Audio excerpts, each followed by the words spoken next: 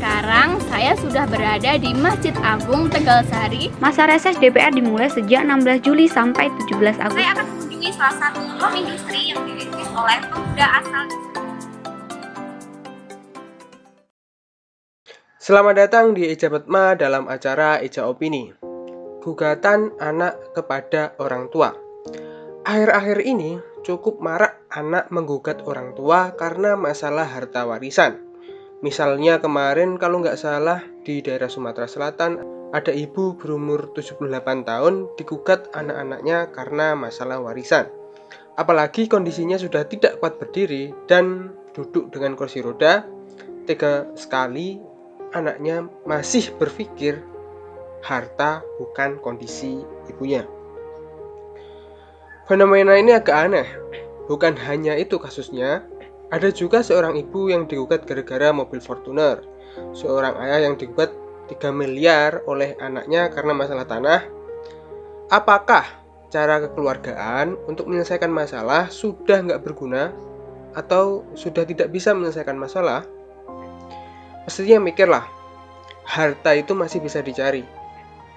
Orang tua yang sudah kondisi berumur dan perlu dirawat anaknya, apakah seperti ini cara membalasnya? Hanya karena masalah warisan, mata sudah dibutakan. Orang tua masih ada, kok sudah minta warisan? Ya ini sangat parah. Warisan bisa didapat kalau orang tua sudah tidak ada. Orang tua masih hidup, jika sudah minta warisan, berarti memang sudah tamak namanya. Kalau kita bicara tentang norma ya, sedikit masuk ke hukum, tindakan ini tidak sejalan dengan norma yang ditetapkan dalam Undang-Undang Perkawinan.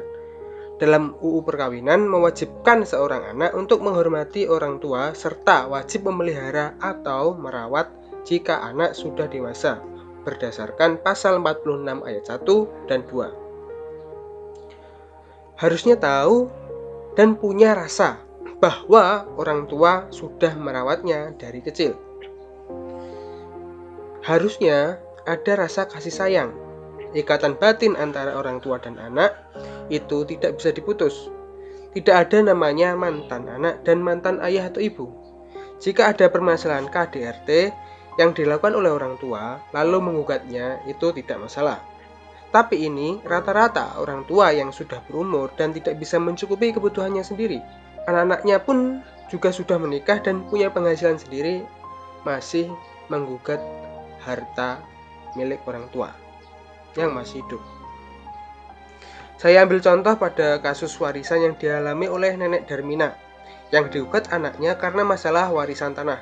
Nenek Darmina ini tinggal di daerah Sumatera yang berusia 78 tahun, memiliki 5 anak. 3 anak perempuannya menggugat karena cucunya Angga menjual tanah untuk biaya pengobatan Nenek Darmina.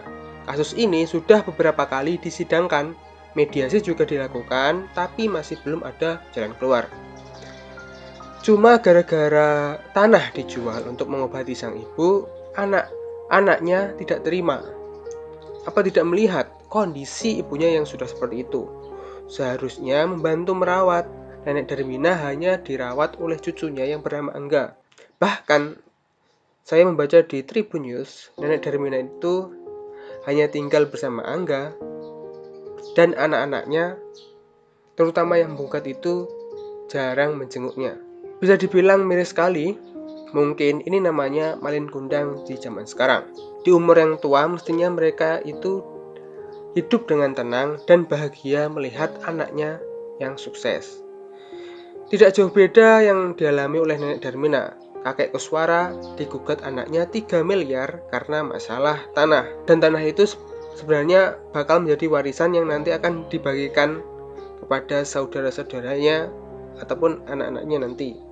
Apalagi kakek koswara yang memiliki 6 anak digugat oleh anak kedua dan istrinya karena masalah tanah yang dipakai oleh anaknya berusaha atau untuk usaha.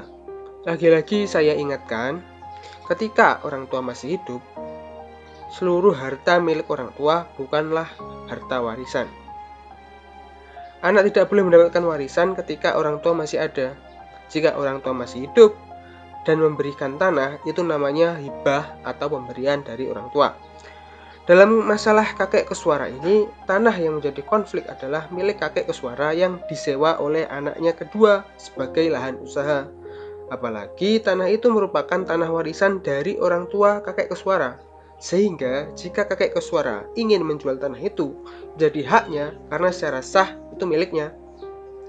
Kakek kesuara ingin menjual tanah itu karena masih ada ahli waris selain kakek kesuara, yakni saudara-saudaranya, saudara kandung. Tentu yang berhak menjadi ahli waris tanah itu adalah kakek kesuara dan saudara kandungnya, karena tanah itu merupakan warisan dari orang tua mereka. Cucu dari orang tua kakek kesuara atau anak dari kakek kesuara tentu tidak mendapat warisan dari orang tua kakek kesuara. Intinya, harta warisan orang tua kakek kesuara hanya bisa diterima oleh dirinya dan saudaranya, sedangkan anak kakek kesuara dan anak dari saudara-saudaranya itu terhalang mendapat warisan. Jika, dengan kata lain, sejatinya warisan itu diberikan dari orang tua kepada anaknya.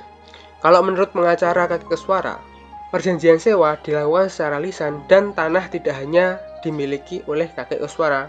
Perjanjian lisan memang secara hukum sah, tetapi jika digugat harus membawa saksi yang melihat perjanjian itu. Tapi kekuatan saksi dalam membuktikan perjanjian tanpa surat atau alat bukti akan sulit dilakukan karena keterbatasan dan harus ada 2 saksi minimal.